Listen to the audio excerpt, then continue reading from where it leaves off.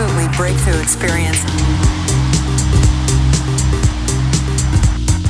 Welcome to the Physical Performance Show, the show designed to inspire the pursuit of your physical best performance. I'm your host, Brad Beer. Listen in as we delve into how the world's top physical performers achieve their success, as well as the highs, the lows, and the journey of getting there. Let's get ready, set, let's go.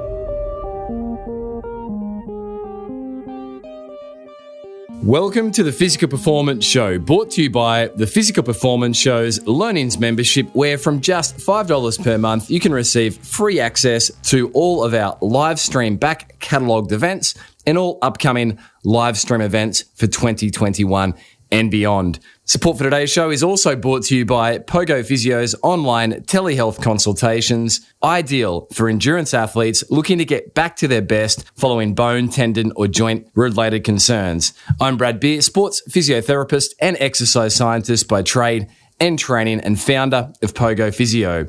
Each week, we'll bring you the latest and greatest information and inspiration designed to help you perform at your physical best. And of course, we do this across a range of our different episodes, interest editions, coaches' corners, catch-up episodes now, featured performers, and expert editions. And I trust you enjoyed last week's expert edition. It's been very popular, featuring Memphis-based Associate Professor of Biomechanics, Max Paquette, discussing why it is that we need to move beyond the concept of just looking at our training loads around weekly mileage. If you missed it, jump back and enjoy the full episode. It really was packed full of great learnings. Now, on today's episode, I actually sat behind the microphone for a Q&A and general look at all things running-related injuries, prevention, treatment, and myths. We've titled this episode Run Injuries 101, and I was joined by my good friend and physiotherapy colleague from university days, Hamish Vickerman, founder of the Fasciitis Fighter, a world-leading device formulated for the overcoming of plantar fasciitis or fasciopathy. And Hamish asked me a series of questions around running-related injuries. During this conversation, you'll hear about the benefits of running, the most common running injuries that runners and triathletes incur, the scientific known causes of running-related injuries, the role of strength and conditioning for runners, and key tips on overcoming the top 3 problems that runners incur, that is bone, tendon, and joint-related injuries. So I hope you enjoy this episode of the Physical Performance Show. Grab your pen and paper. There's one thing we know: if you are a runner, then at some stage you are going to need to work through a running-related injury. So here are some hints, tips, mythbusters, and information on this expert edition, Run Injuries 101.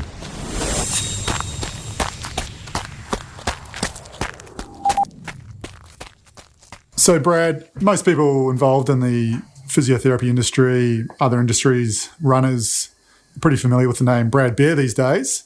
How did you become involved in your interest in running and getting your podcast out there and sharing your information? Thanks, Hamish. Really, I never had 2 career options in mind. One was triathlon as an athlete, and the other was physio because I was always at the physio clinic. So my love for that started then, and here I am 15 years on as a clinician. And I think it's just a matter, Hamish, of staying at something for long enough to be able to find your groove. And fortunately, I found my groove fairly early, working with endurance athletes, runners, triathletes, simply because that's what I knew growing up, and I'd been through my fair share of body rigours through that process. And the podcast was really a means to share learnings and get some conversations out there around some important topics. And here we are 5 years on for the podcast, with weekly output. It's a heck of a lot of work, but something that we're committed to because, to date, we are getting good feedback. So I think it's just the summary is a matter of staying with it. It's like anything. There's no overnight wins, is there? It's just chipping away over years. So I thought we'd start off with a pretty simple question, but what are the benefits of running? It's a simple one, but important one. I think we both know as clinicians, there's lots of benefits, and I think the public recognises that there's benefits for aerobic activity. The health messaging, certainly here in Australia and more abroad with the World Health Organization through the 80s, 90s, was very much around aerobic activity.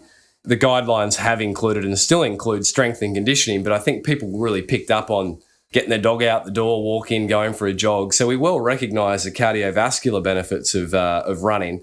There's that little adage, running can add years to your life and life to your years. So it's not just a matter of increasing our lifespan, but it's also, there's evidence in the literature that there's less disability or morbidity amongst runners, people who run. One study out of Stanford University, Hamish, 2008, which looked at 538 runners greater than 50 years of age, compared them to 423 non-runners, found that at 19 years, only 15% of runners had died, whereas 34% of non-runners had died. So there's a link to an increased lifespan.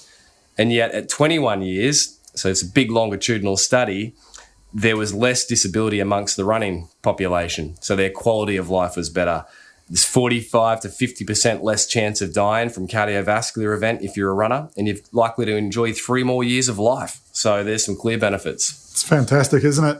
We think of it just as being good for your health, but can actually add some years to your life and enjoyment. And it's something that I think everyone recognises that are runners, and people that often parts of my treatment in the room, Hamish, are subtly not pushing, but guiding people towards picking up some jogging as part of their rehabilitation, if it's for a knee that they've never considered running for, or a back. It's just so multimodal in its benefits. Now, unfortunately, with the running-related injuries, what exactly does that mean, Brad? If you look at the scientific definition, and there was a study of 38 experts, or a consensus, if you like, around a definition. And the definition from the science is a running-related training or competition musculoskeletal pain in the lower limbs that causes a restriction or a stoppage of running for at least 7 days or 3 consecutive scheduled training sessions, or that requires a physical consult with a health professional. That was Yamamoto et al. In 2015. So that's a fairly robust definition, which infers that there's pain, there's infirmment of the body, and that costs the ability to basically run or train. So that's the scientific definition. And then if we look at the science as well, Hamish, around how common running injuries are, the studies support anywhere between 11 and 85% as an annual incidence for running injuries. Basically, I sort of educate people around the fact that 50% of all runners will experience some sort of interruption to their training program on an annual basis. So the takeaway is running injuries are super common, hard to avoid. It's in the nature of the beast. And unfortunately, we all have to go through that injury cycle if we continue to run through our lifespan. If we're running, we've really got to be realistic about more than likely to develop a running injury within that year, and we just have to work out ways to manage them and deal with the load so we can continue to enjoy the sport we enjoy. Exactly. We can't stop them happening, but we can use, as you know, as well as a clinician, we can use strategies to try, the key word, operative word, and prevent running-related injuries. People often joke with me that I wrote a book called You Can Run Pain-Free. I was just about to bring that one up, Brad. And I haven't been fraudulent in the title. I honestly believe in an ideal world, which we all know doesn't exist, that you could produce an environment where a runner never got injured, but you also risk that runner never realising their potential running performance as well, because you're keeping them in that safe zone. So theoretically, it's possible, but practically almost impossible. And the title was really about capturing people's attention. You can run pain-free for certain periods of the year. Exactly, until the next injury. Fantastic.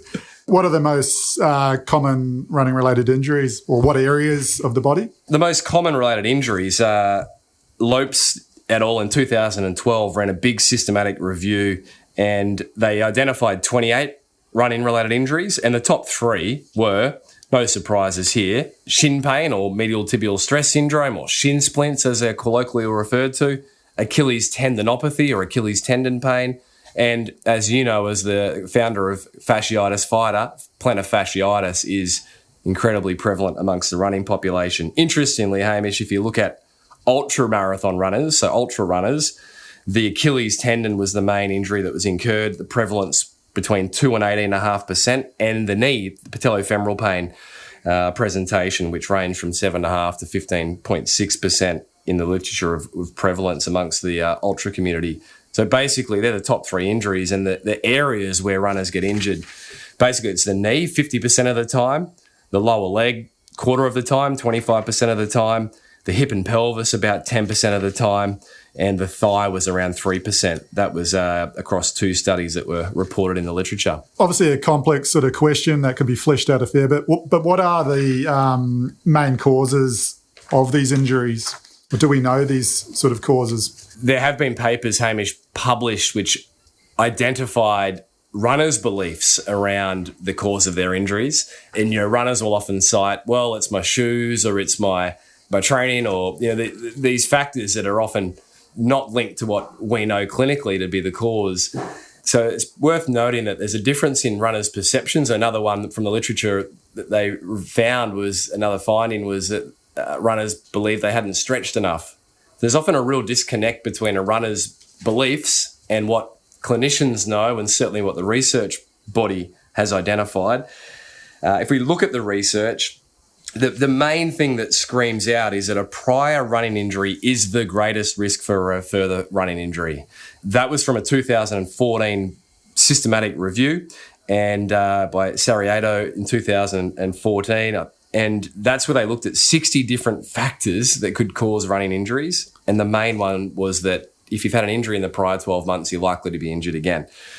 The other thing I'd probably add on that is just overcoming beliefs, Hamish, and that's so many runners. And I grew up in the 90s doing triathlon, and I was told, I've mentioned this before, certainly in the rooms to certain patients and perhaps even on the podcast, but I was told I had childbearing hips, tibial torsion, twisted shin bones, flat feet, and knock knees or bowed legs.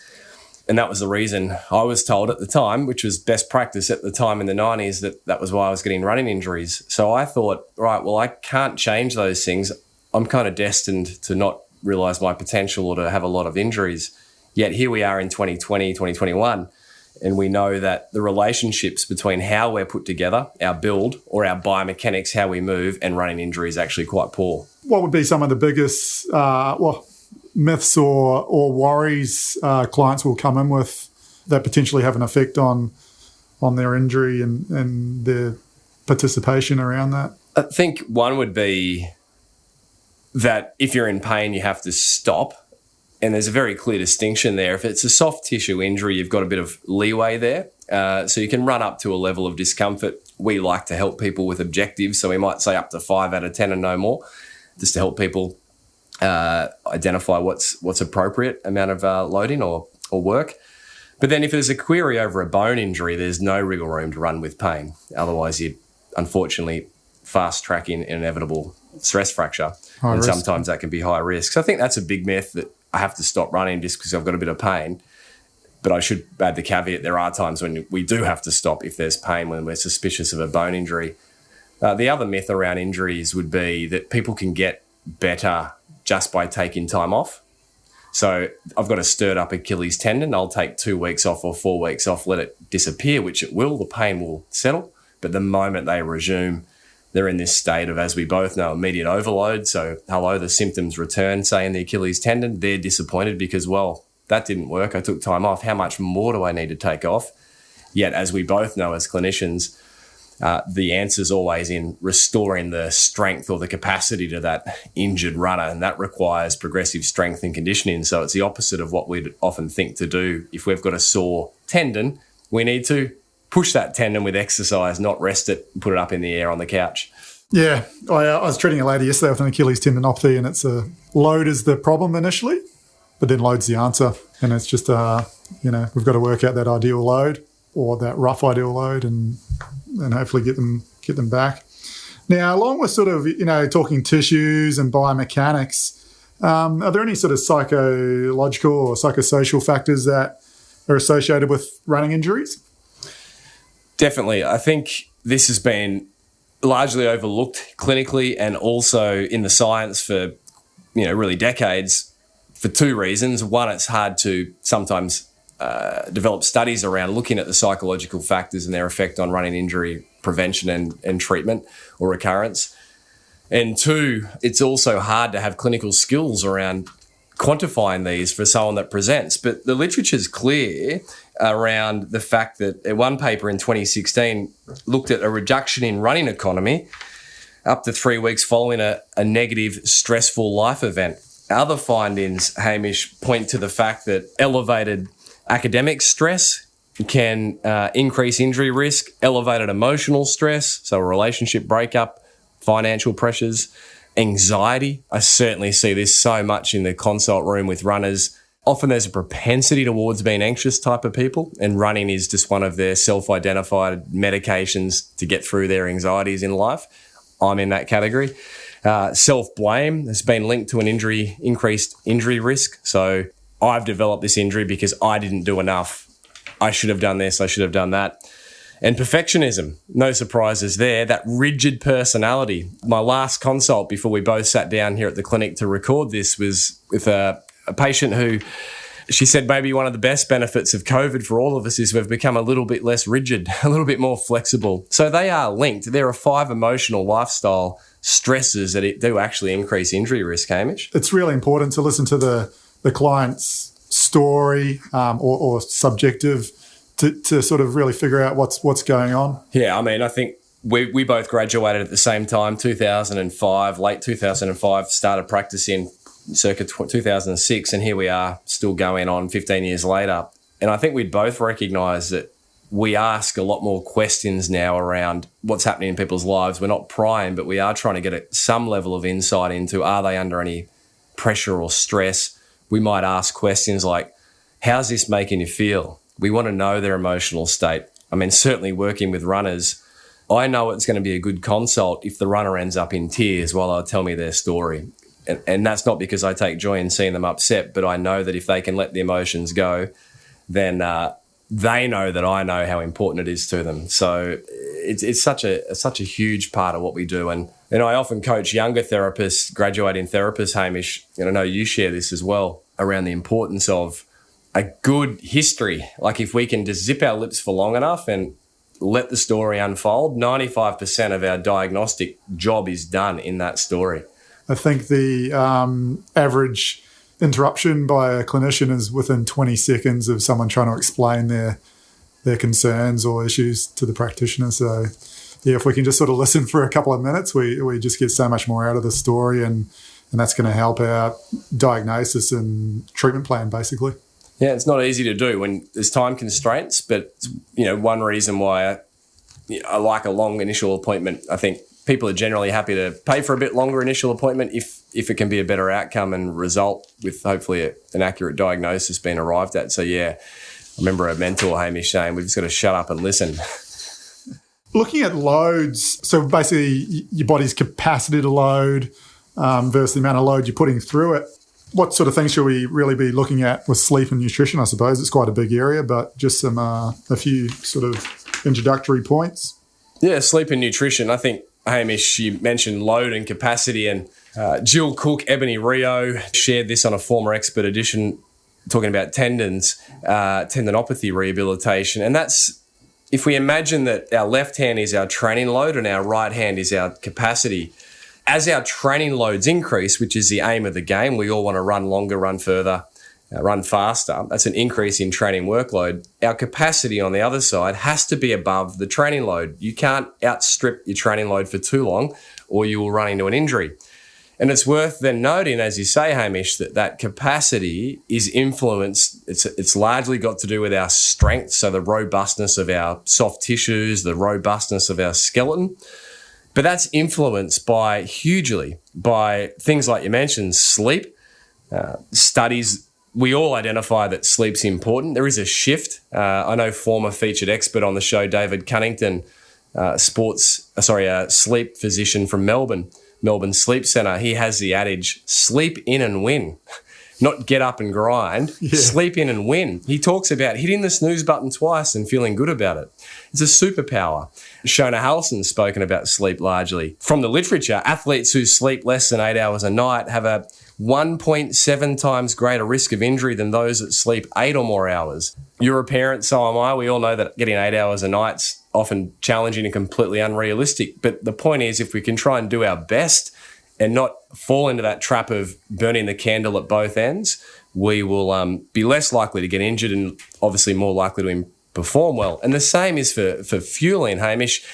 This is probably the biggest revelation I've had as a practicing clinician in the last 3 or 5 years, the importance of fueling. So as training workload goes up, fueling must go up to meet that output. And the trap that we often fall into with fueling is we underestimate how much fuel is required for basic physiological processes. So sleeping overnight, we're not dead. There's a lot of stuff going on, machinery of our bodies. Same through the day. We all work jobs that are demanding in some way, cognitively, psychologically, emotionally, physically. That's a lot of energy that needs to be supported by an adequate amount of fuel. And then for the athletic population, we throw on top the output of training, and you get high outputters, the energy demand goes through the roof. And where injury risk heightens is when we underestimate, as high outputters, people that are active all the time, just how much fuel we need. So we fall into this known condition of low energy availability, which has effects on bone health, effects on reproductive health, psychological health, and the implications for that can be quite dire and certainly quite real and confronting when an athlete may, for example, develop a bone stress injury. So fueling and sleep absolutely are key to optimal performance and also minimising injury risk.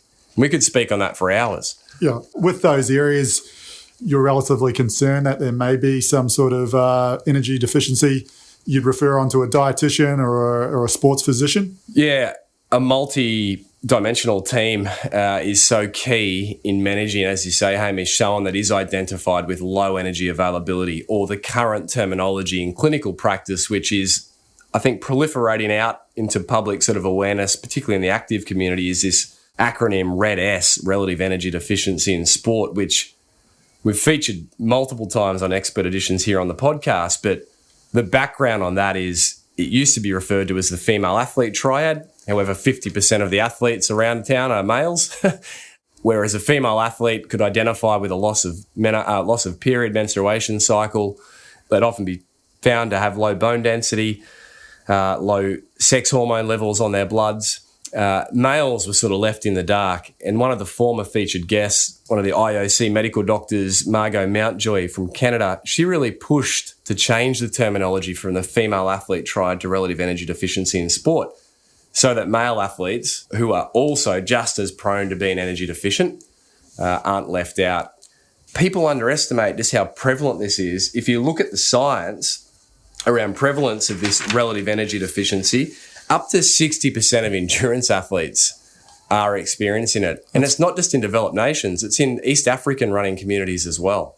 It's a real concern. Do you think there's that fear around eating too much, putting on weight, that affecting their performance? Definitely. I mean, there's ignorance around how much we burn at rest, so our resting metabolic rate, which can be tested, but it requires a lab and specialist equipment and access to those services. So that's the first thing, is we underestimate just how much we're burning. Second is, I think, exactly as you say, Hamish, in the endurance community, runners, triathletes, for example, it's well established that there's a weight to power relationship. So no one looking to output their best performance wants to get on a start line being a greater body mass than what they need. However, if we take that approach all year round, then we're inevitably going to be in a state of most likely energy deficiency. And the irony of that is we're not going to output our best performance. You cannot perform at your best if you're energy deficient.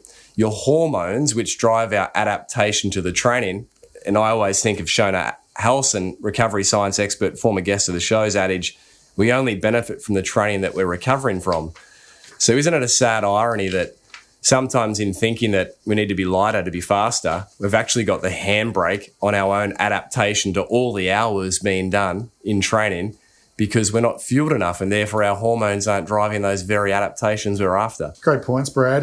Now, probably, your bread and butter. Should we chat a little bit about strength and conditioning and how that's going to basically have an impact on running-related injuries and preventative measures? Certainly. I mean, strength and conditioning, I don't think in this day and age you can talk about running injuries and not talk about strength and conditioning. I always break it down simply, Hamish. It can happen at home. It can happen in a gym. I think it's worth noting that it's not as black and white as saying everyone needs to be in a gym. If you've got a runner that is injured, bone, tendon, joint, muscle, and they're looking to run a couple of times a week, say 5Ks and do a park run on the weekend, they may be okay with a good home program that's challenging, that gets enough tissue strength in their body.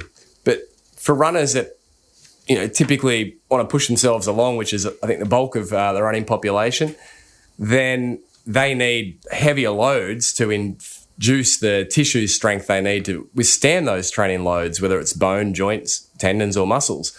So they invariably need to find themselves in a gym. Can you just explain some of the loads going through, say, the Achilles tendon when you're running versus walking, so people can get a bit of an idea of what sort of loads we need to sort of work towards? Certainly, Hamish. There's a few laminates I actually have in the treatment room from Rich Willie, former featured guest, running researcher, and these images summarise the difference in loading from, say, walking to running. And I think it's such a great question because we underestimate the loads that our body's subjected to when we run.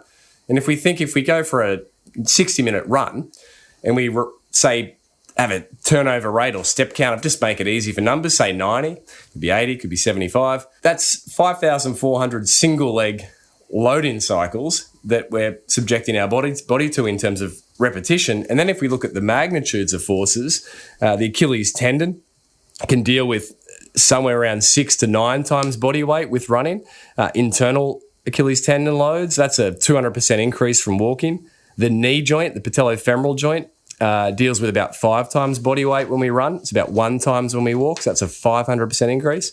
And then the hip joint deals with 10 times body weight when we run, which is a 200% increase from what it deals with when we walk.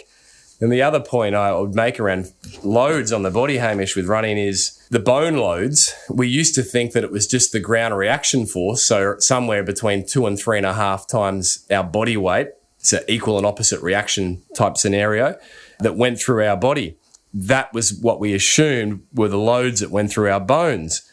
However, some really great work in recent years has shown that that is not the case. The bone loads are much higher than ground reaction forces. So bone loads can be as high as, for example, in the shin bone, which we've already spoken about as a common running injury, 6 to 14 times our body weight.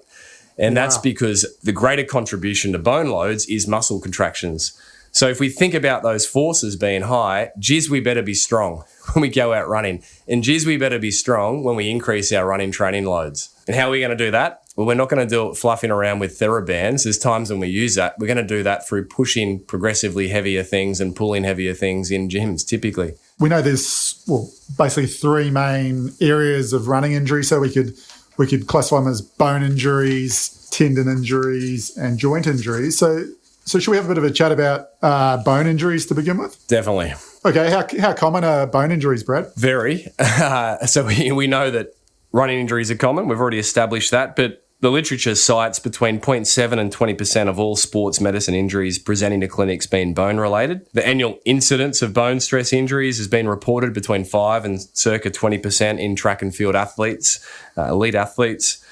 And any runner out there that runs for long enough, unfortunately, is almost inevitably going to experience a bone stress injury at some point. And we can obviously define what bone stress is as we talk about this. How and why do these bone injuries occur? Comes back to that point that we made before around capacity and load. So in simple terms, a bone stress injury will occur when the causation's in the name, bone stress. So when the bone gets too stressed, it becomes sore.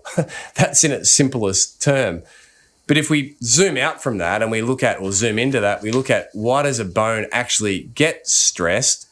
Well, it's worth establishing a few key points early, and that's all of our skeletons are being remodeled. Whenever we load it, we go for a run or a jog, there is micro damage occurring in the bone. There's cells, which we're going back to our bone physiology here, Hamish, and we were both fortunate to have Belinda Beck, one of the premier researchers on bone health, as our lecturer, one of our lecturers at Griffith University. But these bone cells, called osteoclasts, will actually remove damaged or micro-traumaed bone.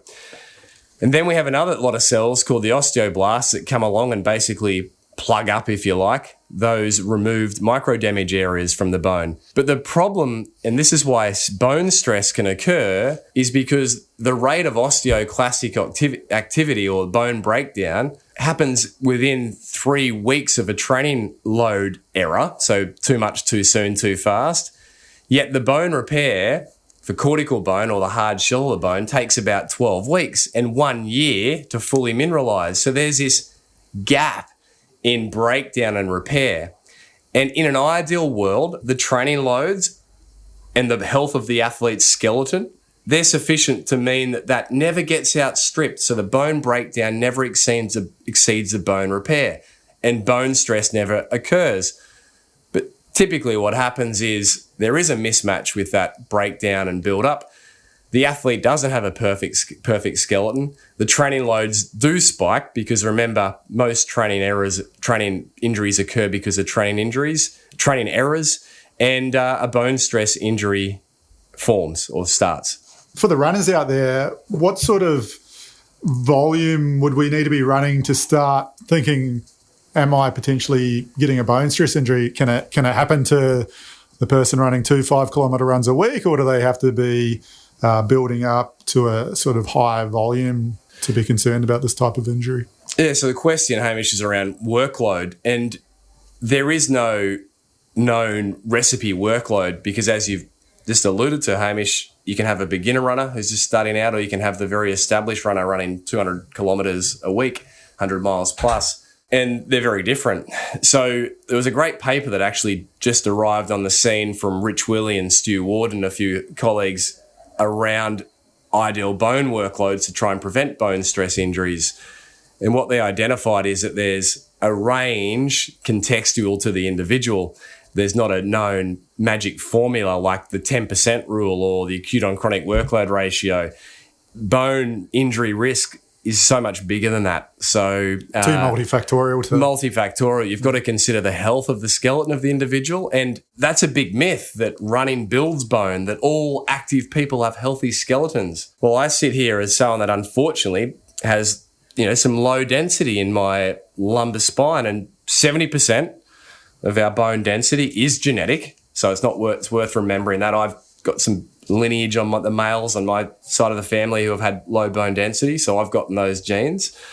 So we have the health of the runner, and then we have the training workload. And when it comes to the training workload, Hamish, we think in terms of volume, we think in terms of distance, we think in terms of time, but it's the intensity of the running that is more clearly problematic for bone stress injury risk and for reducing the fatigue level of the bone. So that when we increase intensity, we really need to counter that with a reduction in training workload. So that'd be a key takeaway is if you're increasing intensity, you may need to pull back on some of the volume. Be very wary, and I've made this mistake. I think I've had 5 or 6 bone stress injuries, unfortunately, in the last 6 years, of increasing volume whilst I'm also increasing intensity. Great info, Brad. Can you just chat through the bone stress injury continuum a little bit? Yeah, that's a sheet. We'll put this up in the show notes. I sketched this out, or a graphic artist did, as a resource which we give out in the clinic to people that do present with bone stress injuries. And basically on the left-hand side, you've got normal bone remodeling. So I normally draw a happy face. That's that concept that bone breakdown, which accrues for all runners, is being met with bone repair at a sufficient rate. But if that gets exceeded, we get into this accelerated remodeling state. And then at some point, we get into this symptomatic state where the bone actually starts to present as a bit sore. And so that's where we'll often find a stress reaction if we were to MRI, which is evidenced by a bit of fluid basically on or around the bone. And at that point, if a runner progresses and continues to run through symptoms, which is worth noting, that can be very mild. That can be a bit of stiffness in the front of the hip. That can be a bit of stiffness between the buttocks. That can be a bit of stiffness or soreness around the shin or the foot. But if a runner continues to run through that, which often happens, then for long enough or hard enough, it'll get so sore that it captures their attention. And we've both seen people that present, and the moment you get a little bit of their story and how they're moving, that they've gone from a stress reaction, which can be graded 1, 2, 3, to a stress fracture, because they've got a look of often, fear in their eyes if you were to ask them to try and do something. So that's a stress fracture, which is a breach of the cortex of the bone or the softer bone underneath. And then, of course, we've all come across, either seen it or experienced it, fully frank fractures where bones can, have big splits and cracks and snap in half and that sort of thing. And that's on the very, very other side of the spectrum from normal bone remodeling. And at any point, we're always on that spectrum, that continuum. It's hard to know where we're at. That's why these injuries happen. It's just one of those injuries you don't want to miss as a practitioner, and you've really got to be alert with these warning signs. Have a high index of suspicion. If a runner presents and they've got stiffness, pain of a night, pain after activity, they often will say, and you'll have had this too, Hamish, but it warmed up and it settled. Yeah, they're often, antennas need to be up, signs that there needs to be an index of suspicion. And I've made mistakes over the years where I haven't pushed for an MRI, but certainly these days as a more senior experienced clinician, if there's an element of suspicion, MRIs are obviously the sensitive way to detect these sorts of bone stress injuries, not plain films or x-rays or radiographs. We need at all costs to make sure that's undertaken as soon as possible to make an accurate diagnosis. I suppose leading to what are the biggest mistakes around bone stress injuries? I think one of the mistakes is missing the diagnosis, which I know we've both seen over our time as clinicians a lot. People sometimes present with conditions that they would like to think are soft tissue, and we're all good at deceiving ourselves. Soft tissue, as we've already touched on, we can run through, but a bone injury we can't. So, the runner that says, I've been treating this like a torn hip flexor. I'm sure we've both had that. I certainly have. Maybe they've had a lot of soft tissue work done on it. They've continued to run and the pain's gotten greater. That's hiding a femoral neck bone stress injury, for example. So a mistake is definitely missing the diagnosis of a bone stress injury. And the only way around that is a high index of suspicion and a practitioner that's willing to listen and really listen and ask good questions. Another mistake is not missing regions of high risk. So we've said we need a high index of suspicion. If it comes to pain around the front of the thigh, we need to have a high index of suspicion for potential femoral neck bone stress injury. If it comes to pain around the front of the shin, not the inside of the shin, but the front, that's an area which we've both seen in practice can have dire consequences for healing. That's the front or anterior part of the shin. It just has a poor blood supply. If it comes to the navicular, a bone in the foot, that can have catastrophic outcomes if it's missed. So we can't miss these high-risk areas. There's lower-risk bone injury sites. The pelvis, for example, carries a bit lower risk. But in my opinion, we never want to miss a bone stress injury, whether it's a low-risk area or a higher-risk area. And it's high risk because blood supply is often less. There's more trabecular bone at these sites. And if you miss them, people could end up, if they ran through it, with a full split and needing pins and plates.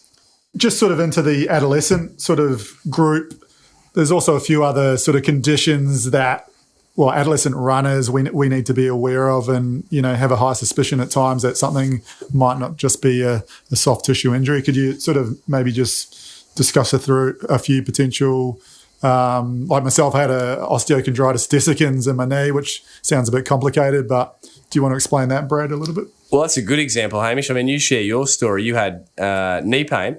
Yeah, I had knee pain for roughly sort of 2 or 3 years and just diagnosed as anterior knee pain or patellofemoral pain until it just got to the stage where it was really impacting my ability to play rugby and tennis. And I saw a sports physician who eventually diagnosed it with imaging. And so, just going back to the importance of imaging when it's required. So it's just those, and I unfortunately required surgery due to the delay in diagnosis. So another thing we want to keep an eye out for is adolescent joint pain. We have growing injuries and growing pains, but we just want to make sure we're not missing some key conditions. Yeah. The first time I met you, Hamish, was in the anatomy lab underground at Griffith University, and you were on crutches, hobbling around with a brace on your knee after that surgery, so I remember that well. Oh, great. And I think that just, as you say, is a great example of, for the adolescent population, clinicians, parents, coaches, we need to have arguably an even higher index of suspicion. And when things don't just add up, we don't just hope for the best and carry on with rehab. I fundamentally believe as a clinician, everything starts with an accurate diagnosis, and a patient, in my opinion, or an athlete deserves that as soon as possible. What type of things would potentially lead to these issues or adolescent sort of bone health? Like what do we need to look out for? Yeah, in the adolescent population, I mean, there's a real window of opportunity to either get it right for adolescents or to sometimes infirm them unintentionally through their lifespan with their bone health. So one of the myths is that kids shouldn't do strength and conditioning, and yet the International Olympic Committee, associations around the world in strength and conditioning and sports medicine all agree and concur that absolutely adolescents benefit from strength and conditioning. So one of the key things is let's not make the mistake of thinking that weights for kids messes up their growth plates, which is, what you sort of grew up with in the 90s. That's a myth that's been well and truly dispelled. If we can get kids, and I know it can be hard because they're running around at activities, but if we can introduce them to some strength and conditioning, and we're not suggesting making them power lifters at 12, their skeletons will be better for that. The porosity of their bones will be less. They'll often have thicker bones. So we've really got an opportunity to lay that down, higher bone density, which serves them so well because we have until circa late teenage years, early adulthood to hit peak bone mass. If we don't hit that, then we're basically living off less bone mass across our lifespan, which for males and females really declines and drops off after menopause and midlife. So fueling has to be there for kids. We've got to make sure the fueling's there. We don't want any energy deficiency for kids. Unfortunately, it's very prevalent amongst the active population, and therefore it can have influences on bone health. And we also want to be aware of early specialisation and minimising that. So that's a child saying, right, I'm going to be a triathlete at 11 years of age and go in hard like I did 3 sessions a day for 10 years. We know that if we can expose kids where possible to multiple different sports with different loads, that can variation be absolutely much more beneficial for their skeletal development. A friend of mine, Nick Willis, a professional runner who you've actually had on the show, I think that's one of his big things. He truly believes children should have a variety of sports when they're growing up, just to stimulate those various tissues and not, just be subjected to the same continuous load day in, day out. And I've heard, Nick share that, Hamish, and it's great to have someone of Nick's career longevity sharing that with people, because there is this push with talented kids to often streamline them into their chosen sport or aspirational sport, yet 9 times out of 10, they're better off to develop some skills, experience different sports, improve their bone density, and develop the robustness that can serve them through their adult athletic years. While we're on this point, Nick's a great example of, a bone stress injury. It's not a nice sort of diagnosis for the client, but if it's managed well, they can get back to a running load relatively quickly, depending on the type of injury. But Nick broke the world record for most continuous sub 4-minute miles. So I think it's around 19 sub 4-minute miles, a yearly sub 4-minute mile. And he's had multiple stress fractures throughout his career. So it just shows that you can still perform at a high level, recover from these injuries. It's not, like a sentence to no running. Which I think is inspirational and motivating, because when we're injured, we do sort of drag ourselves along the floor.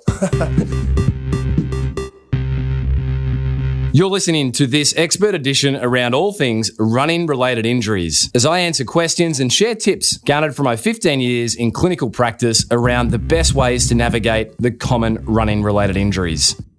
Support for today's show comes from the Physical Performance Show's Learnings membership. Now, we launched this several months ago after numerous years of people asking how they can best support the show practically. Now, we often say podcasts are free to download, however, they are not free to produce. And it seemed that the easiest way to help continue to produce the show and be able to extend the opportunity for people to support the show was using the Patreon platform. So now from just $5 per month, you can support the production of the show, and in return we'll grant you free access to our live stream back catalogue events featuring Dr. Stephen Seiler, Polarized Training, Dr. Shona Halson, around all things optimising recovery for best performance. And as we look ahead in 2021, we are excited to be hosting, at a soon-to-be released date, Rinny McGregor, UK leading sports dietitian around fueling for endurance athletes. Now, it's simple to support the show. You can jump over to Patreon, Patreon, search for the Physical Performance Show, and there you can pledge your support.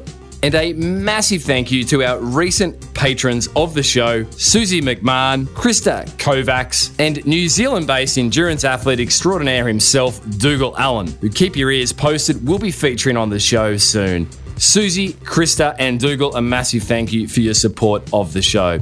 Support for today's show is also brought to you by Pogo Physio's online telehealth consultations. These are 45-minute sessions with myself or any of the Pogo Physio team where we help get you back to your physical best following injury, be it bone, tendon, or joint-related concerns. Now, these are remarkably effective wherever you are based in the world, interstate inside Australia or internationally. Join scores of clients who over the last several years have been successfully getting back to their best via telehealth. Jump over to pogophysio.com.au/telehealth to schedule your 45-minute telehealth consultation. Or if you have an injury concern or would like some input, you're welcome to email me b.beer@pogophysio.com.au. For now, let's jump back on this expert edition around all things navigating common running injuries. On this episode, we're titling Run Injuries 101.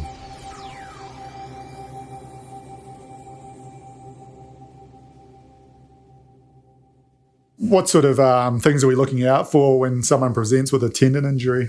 Well, for runners, Hamish, we both know people might present with a sore sitting bone, so proximal hamstring tendon, a sore heel bone, Achilles tendon. Less common for runners to get patella tendon pain. That's typically only in jumping athletes that you'd see that. Normally, any pain around the front of the knee is kneecap driven. So they'll present with, sometimes very rarely, but perineal tendon issues on the side of the leg. But mainly it's the Achilles tendon and the proximal hamstring tendon, and of course, I should say the gluteal tendon on the side of the hip. So they present with that. They'll often have a story around it's stiff to start. So I say in clinic, and I certainly coach developing therapists around this, that their story will tell you the symptoms that it's a tendon and alert you to that if you listen. And the things I listen for are stiffness often at the start of activity that warms up. So there's that warm-up effect. You start out first 500 metres with your Achilles, you're hobbling, but by 1K you're running a bit smoother, and by the end you don't even feel it. There's a 24-hour sign that is well established for tendons presentation. So the next morning, that Achilles may then be stiff getting out of bed and getting it going. It's often one finger-related pain, as we both know. So it's not diffuse and broad. It's, like it's still right there and they'll point to it. And it's often tied in with a change in workload. So they've gone from not including intensity running to 2 or 3 running workouts, hard sessions a week, or a change in volume, for example. We both know, and I know you've shared this on your Hamish the Physio Instagram account, that tendons need to be snuck up on. You need to sneak up on them if there's a change in workload. They don't like sudden surprises. And the other big tip-off, and becomes very clear when you've seen it enough, is there's a load dependency to tendons. So if you ask an Achilles tendon to do a calf raise, it might not be sore. But if you ask someone with Achilles tendon pain to do a single leg hop, it's probably going to be sore. If you then ask them to do a higher demand task, so now hop forwards on that single leg, they're probably going to rate it as a higher level pain. And establishing a diagnosis that's accurate early with tendon pain is crucial, because I'll see people, and senior practitioners will often have this as well, that have had other practitioners look at a tendon injury. It's been treated like a tendon, but lo and behold, it isn't a tendon. It's a differential diagnosis such as the tendon sheath, which is a sleeve around the tendon that's inflamed, and that needs to be treated entirely differently. And what are some of the biggest mistakes you see around tendons and rehabbing tendons? Well, I know we'd both agree on this, and that's they're just typically not loaded up enough.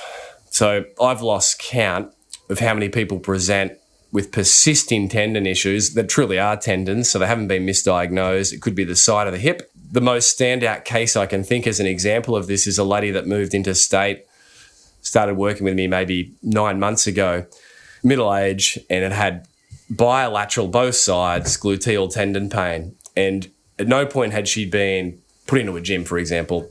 She also, had some tendon issues as well for her hamstring. And when I measured her leg abduction strength and her hamstring strength, it was barely existent. So there was a classic case of being underloaded with rehabilitation. And we've already established the loads that these tendons deal with are high.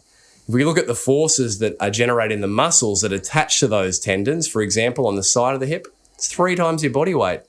At the soleus, that deep part of your calf that hooks into that Achilles tendon, it's 6 to 8 times your body weight, no matter what speed of running. So we need to really have strong muscles that attach to the tendons. And when we rehabilitate these tendon injuries, we've got to move beyond body weight exercises and fluffy band stuff as soon as we can where necessary. The only time it's not necessary is when someone's activity levels don't mandate that they need a higher tissue strength. But 9 times out of 10 in the running population, we're going to need some heavy resistance stuff being done. And Brad, you talk about heavy resistance, and I know this is an individual sort of amount or load, but just from, I know you do some strength and conditioning. What type of load are you placing through your Achilles and your soleus when you're doing your specific strength? Just to give people an idea of the amount of load you could be training at. It's a great question, Hamish, and it's good to paint a little bit of picture around that. I mean, we've identified they need to be high loads, but what does that even mean? For example, for calf raises in the gym, we have a clinical benchmark, which, it can be hard to derive these or stick to them, but I think it's nice to give people some objective sort of number that they know might be a good level to work towards, and that could be 0.3 to 0.4 times up to as high as 0.5 times our body weight. So I'm 85 kilos. So if I can single leg calf raise, for example, in a Smith rack, because if you try and hold on to 30 or 40 kilos in a dumbbell, it's more of an arm challenge than a leg challenge. But if I can Smith rack that with, say, 4 by 8 reps, then, I'm doing exceptionally well. Something like the soleus, the deep part of the calf, which generates a lot more force, 8 times body weight as we referred to, we might want to aim to have someone do 1.5 times their body weight, single leg, seated calf raises. So for me, that might be anywhere from 80 to 120 kilos on a single leg. A bit heavier than the body weight calf raise. Well, totally. And I mean, the body weight calf raise we know is important. The benchmark I go off in practice is the Australian Ballets, as shared by Sue Mays and Ebony Rio and the team, and that is 25 with a good control up phase and a good control down phase and a high heel lift. So there's some utility there. But yeah, we need to get beyond that when we're talking about higher workloads, definitely. And I know you give your clients 3 top tips for their tendon injuries. Can you go through those? Yeah, this was sort of arrived at from Peter Malliaris, Hamish, who's been a former featured expert on the show and well-known tendon researcher. And I think I asked Peter on the episode, what's your top 3 tips? And he shared something similar but different. In clinical practice, I've sort of adapted that over time to be, and I'll get patients to write this down in their workbook. Here's the top 3 tendon tips. Time. It's going to take time. There are no shortcuts with tendon rehab, as we both know. The adjunctive therapies that people often get seduced by, the PRPs, the shock waves, the hanging upside down on the clothesline, they are not going to recover someone or rehabilitate someone's tendon injury. So it's going to take time. Don't get seduced by quick fixes. They do not exist with tendons. The second key tip I get people to write down is compliance. Peter Malliaris talks about adherence. People have to do the work. And that's not sexy for anyone. We're all time poor. We don't want to do any more than we have to. We all want a result. But when it comes to tendon rehab, we both know, Hamish, that people have to put the work in. That's getting to the gym. That's doing some home stuff. That's doing the work. I often get people to write down in brackets next to that, use my best efforts, because I think people fall into the trap of, if it's not being perfectly executed week in, week out, I'm not going to get a result. But it's that consistency and application over time that wins. And the third thing is, arguably the most important tip for tendon rehab, progressive load. We can't be doing the same exercises week 16 that we were doing week 1.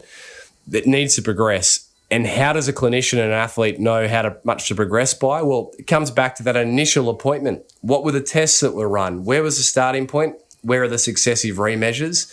And what are the benchmarks we're aiming for? Yeah, I quite often, unfortunately, see people sort of plateauing. They might have been given an isometric or just a holding tendon exercise, that may have been helpful early on in their injury, but they haven't progressed past that to improve that tendon's tolerance to load for higher activities or high demand from the tendon.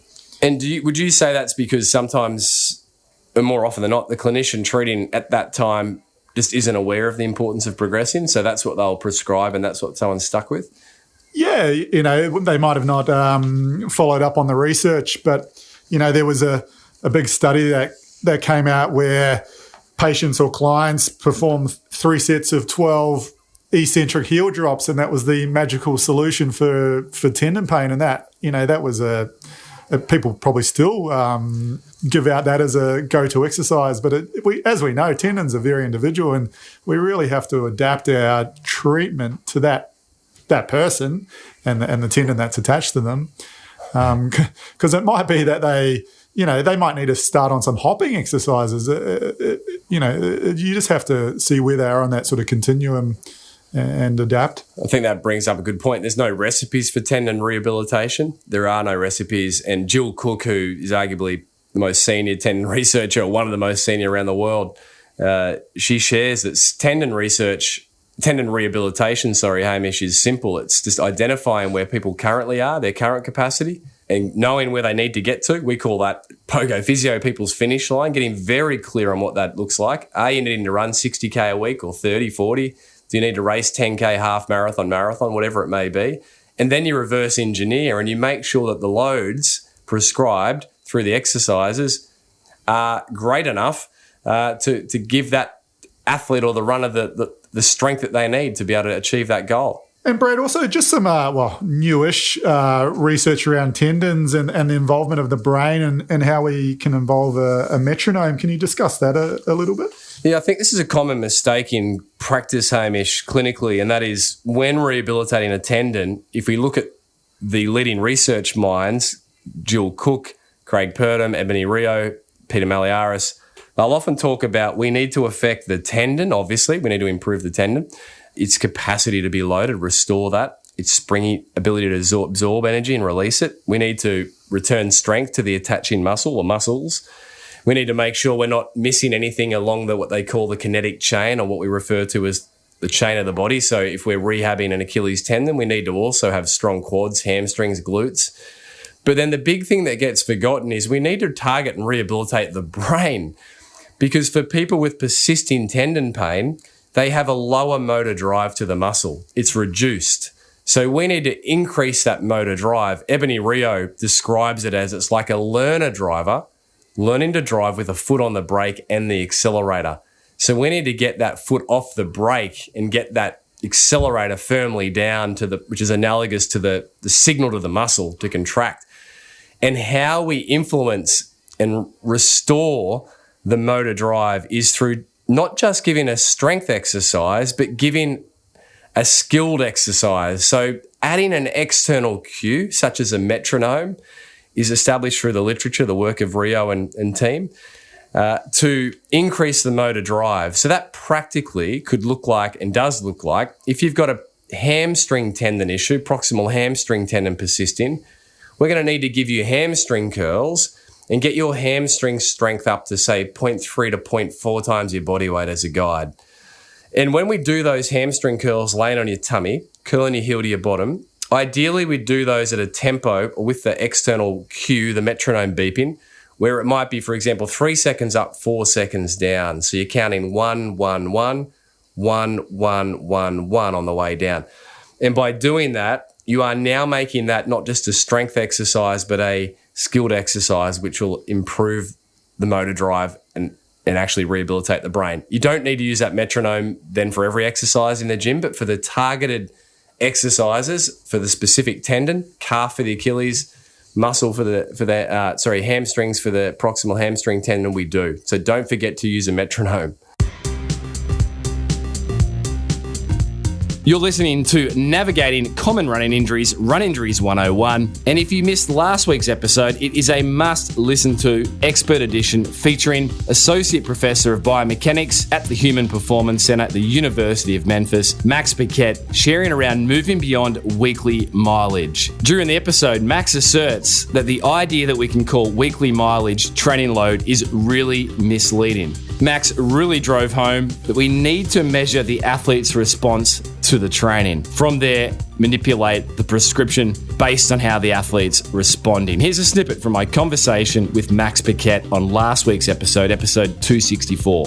I make sure when I introduce a new phase in strength training, the volume might come down and people think, well, the running is way more important. Yeah, sure. But it's about making sure training is uninterrupted. If I'm going to sacrifice a little bit of volume to make sure they can really hit the strength training well and not maybe increase the risk at the same time, I don't know if it's going to cause an injury. I don't, no one does. But at least I might think that if I do this, I'm reducing injury risk, right? I'm at least helping the athlete stay healthy in some way. To enjoy the full episode and its many learnings, jump over to wherever it is that you enjoy the Physical Performance Show from. Whilst there, peruse the archives dating all the way back to episode 1, featuring surf life-saving Ironman champion Ali Day. For now, let's jump back on this expert edition around all things navigating running injuries, Run Injuries 101. From getting where we're at our current capacity or our tendon's current capacity to the required capacity, what sort of pathway do we generally follow to achieve that required capacity? Yeah, a pathway, I sort of break it down into 3 steps, Hamish. One's trying to settle symptoms down. So we might give, as you referred to, some holds, some isometric sort of exercises in set held positions, which is analogous to a bit of analgesia for the tendon. But we need to not wait for symptoms to be not there at all before we start some strength and conditioning of the attached muscle. So that's where we need to hit these benchmarks. We also need to strengthen and condition the kinetic chain. And that's going through range. So we're going up and down with exercises, for example. But we also need to retrain that energy storage ability, or the ability for the tendon to do its job. So an Achilles tendon to absorb the energy on landing and release the energy on push-off. So we need to start building plyometric activity. Could be as simple as skipping or some little pogo hops on the spot as soon as we can. And this is where there's no recipes through the rehabilitation process. I think Ebony Rio says we've got to retrain the hop. So that's probably towards the end. We've got to, running is basically a series of hops. So we've got to get that bounce back. Absolutely. I suppose just one thing we haven't touched on with regards to imaging and tendons, do you routinely get clients to image their sore tendons, and what would that would that help you in your diagnosis? I refer to the researchers and experts on tendon rehab for this, and their view is firmly that imaging tendons doesn't help. We're interested in people's function, not their pain. So we'll get more out of their history. What can't you do? What are you having trouble doing? Is that fitting with how a tendon would behave? Than them coming in with a scan that shows that they've got an inevitable, if they're, say, in their 4th, 5th plus decade of life, an inevitable noted area of pathology in a given tendon, whereby they may or may not be symptomatic. So we know that the link between imaging and function is very poor. So we need to treat the function. It's a clinical adage, but not the scan. Treat the patient, not the scan. But look, there are times where, for peace of mind, if people are getting stuck, and this can take time and it can be very testing for everyone's abilities, practitioner and patient alike, to stay the course and do the journey, where you may refer off for an image to rule in or rule out other potential differential diagnosis. Hopefully that doesn't happen very often because it's been an accurate diagnosis made early. But there's times when it is indicated, but certainly not the thing that I'm looking for 9 times out of 10 with tendon rehab. Just to add, I think it's important, just the language we use if we do get some imaging, how we describe those findings on imaging, and because, we can unfortunately see a lot of detrimental effects from what we read about our imaging and how that affects our thoughts around loading up the tendon. Yeah, Ebony Rio shared that so well, that no CBIC language, a tear, crikey. I know we both get passionate about that being listed on radiological results or reports from imaging. no one feels good about a tear, whether it's a muscle or a tendon. And I think slowly some of those nocebo fear-inducing terms are falling away, and certainly the power of words, which is why the old definition of tendonitis, we need to challenge that every chance we get, because that infers that the tendon's inflamed and it needs rest and ice and anti-inflammatories and it will be right. We both know that, no, it won't be right. It'll be right while you don't do anything, but it'll be sore the moment you start again. Once you get back into it. Yeah.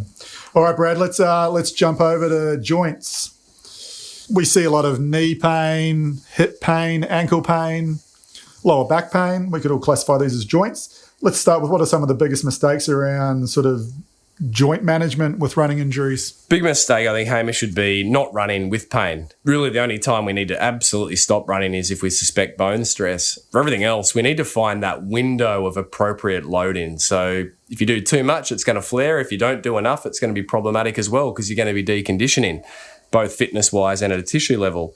So I think that's the biggest myth, Hamish, is people with kneecap pain or a bit of arthropathy or osteoarthritis in the hip joint or the knee joint will stop running out of fear that it's making the condition worse. We now have quite a bit of data to show that's just not the truth, is it? Well, I mean, there's been some... I remember starting in practice as you would, trying to educate people that, no, you're okay to keep running with a bit of knee osteoarthritis or hip osteoarthritis. In fact, it's preferable that you do, but the literature wasn't there to support it like it is now, that clinical viewpoint. There was a great meta-analysis in 2017 that came out, which looked at 125,810 individuals, and they looked at the overall prevalence of hip and knee osteoarthritis, and they reported at the end that 13.3% of competitive runners had hip and knee osteoarthritis, 3.5% of recreational runners developed hip and knee osteoarthritis, and only in the controls, the non-running group, the prevalence rate was 10%. So in other words, if you're a recreational runner, which they defined as everyone not representing their country for running, which apart from your mate Nick Willis and a few of the featured guests on the show, the performers, everyone else is not included in that group. But if you're a recreational runner, you have a threefold less likelihood of developing knee and hip osteoarthritis than people that don't run. And the higher prevalence in the elite runners is largely due to the fact that they're on contract. There's times when they have to do things that we otherwise probably wouldn't do. They run higher mileage and everything else. So, but even then, it's only the same risk as sedentary people. So they're not necessarily worse off. A lot of runners, I suppose, come in asking questions around stretching. Should I stretch this joint? Can you flesh out that a little bit, Brad, and where we're heading with management around stretching versus strengthening? Yeah, I mean, you'd see this as often as I do. It's such a common belief amongst runners that stretching is endowed with these magical powers. And I honestly rarely prescribe a stretch to any runner that presents. And the reason for that is injuries they typically occur because of training errors. A training error, as we've identified, too much, too soon, too hard, etc. It outstrips the body's capacity or strength. And therefore someone gets an injury, bone, tendon, joint, muscle. So the prescription of stretching is not really going to move the needle forwards in improving the body's strength or the runner's strength and conditioning ability, so their tissue capacity. So people are time poor. They don't have a lot of extra time to do things, typically when they're sharing other responsibilities, kids, work, etc., families. We've got to really be targeted with what we give people. So it's nearly always strength and conditioning. You need to improve the calf strength. We need to improve the gluteal strength. We need to improve the hamstring strength. Things like certain tendon conditions can actually be aggravated by stretching. So stretching the hamstrings will certainly be a surefire way to stir up a proximal hamstring tendon. So it's not that stretching's bad, and it's a contentious issue when you look at the literature. But clinically, I don't see a huge place for it in prescribing for people rehabilitating or even maintaining. But if people ask, they've got a foam roller. We often hear that. Should I foam roll? I'll say, if you want a foam roll, unless they've got an active tendon condition where you're going to compress the tendon and irritate it, if you want to stretch, you can, but please make sure you get the strength and conditioning done as a priority ahead of any stretching or foam rolling. Better bang for your buck, yeah?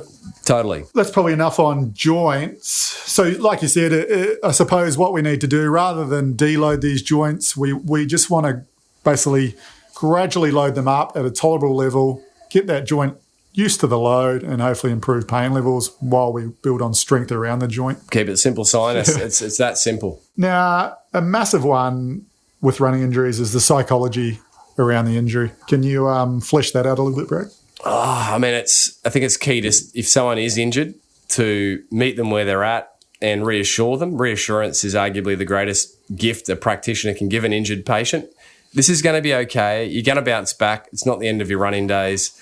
And that reassurance immediately restores hope and hopefully reduces some of that mental anguish, whether that's, fear, anxiety around the condition, obviously frustrations there as well. So psychology of injury cannot be overlooked, and it must be recognised by an astute practitioner. And the patients, the runners, the athletes will always feel better being able to have the opportunity to share how they're feeling as a result of the injury. Brad, talking running surfaces, we often will get a client saying, should I run on the grass? Is running on concrete bad for me? Can you discuss that a little bit? Yeah, it's a misnomer that softer surfaces are going to necessarily be better for return to run programs for post-injury runners or just in general for prevention. The irony is that softer surfaces often, and have been shown in the science, to have higher ground reaction force peaks on joints.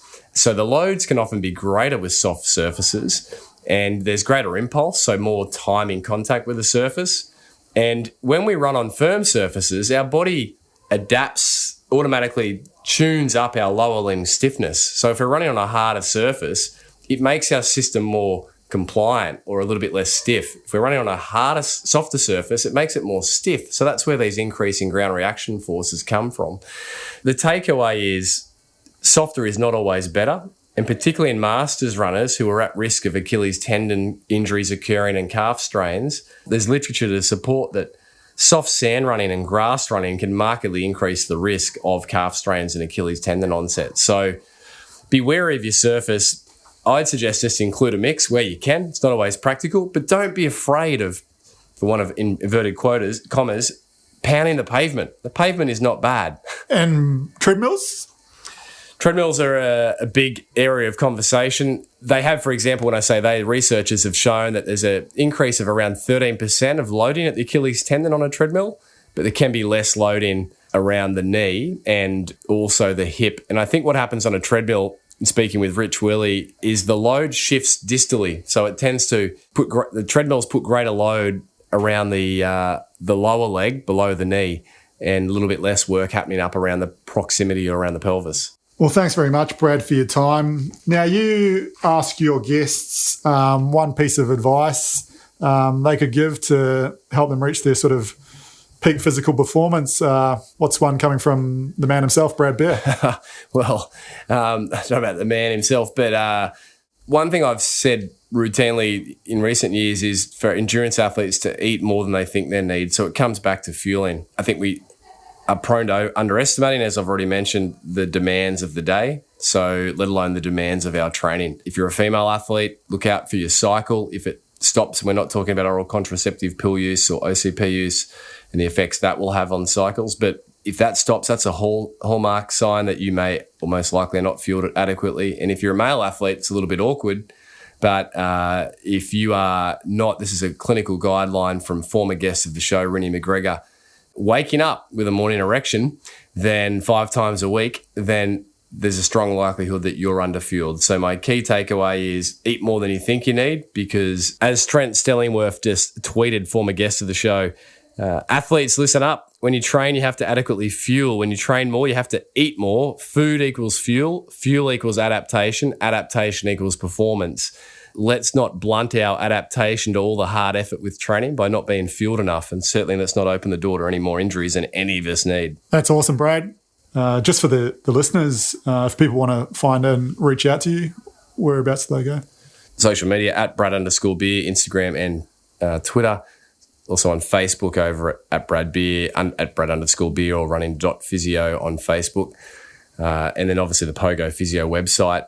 We publish a lot of content there, blogs, obviously these podcasts, and I'd also just flag, if anyone's remote outside of the Gold Coast locality or southeast Queensland where Pogo Physio is based, telehealth is a remarkably effective solution for running-related injuries. So people can always schedule a telehealth consult or reach out on email b.beer@pogophysio.com.au. And Hamish, obviously yourself, you publish a lot around topics related to running-related injuries. Where can people find out more about Hamish Vickerman and also the Fasciitis Fighter? Yeah, so just on the social handles, at Hamish the Physio. And if you're interested in the Fasciitis Fighter, that's at Fasciitis Fighter. Thanks very much, and I'll see you soon. Weekly at the clinic. So there you have it, another episode of the Physical Performance Show. And I hope you took something practically from the share-ins today. Keep the podsies coming, team. That's a screenshot of the episode you're enjoying and tagging in the show at Physical Performance Show. Thanks to those subscribing and leaving ratings and reviews over on iTunes. Any feedback, please forward to me over on social at Brad_beer or via email b.beer@pogophysio.com.au. Don't forget, if you'd like to support the production of the show from just $5 per month, you can now do so over at Patreon. Just search the Physical Performance Show and you can become a Learnings member and receive free access to all back catalogued live stream events and all planned upcoming 2021 live stream events as well. A massive thanks, as always, to the great folk who make this show possible week in, week out. We've just passed the 5-year mark. It has been the same team assembled behind the scenes. That is Daryl Misson, our expert audio engineer, Susan Wilkin on all things show administration, who serves this show with such distinction, and Matthew Olding, who likewise has not missed a beat across the 265 episodes to date on all things show graphic design. Thank you, team. Now, coming up on next week's episode of the Physical Performance Show, we jump over to a featured performer episode featuring former 70.3 World Triathlon Champion, former Ironman Australia Champion, 2 times 70.3 Asia Pacific Triathlon Champion, Tim Reed. Tim has a wealth of knowledge to share around all things pursuing your physical best performance around endurance sports. It is a cracker of an episode, so be sure to be tuning in next week to episode 266 featuring Tim Reed. Until then, keep pursuing your physical best performance. I'm Brad Beer, and this has been the Physical Performance Show.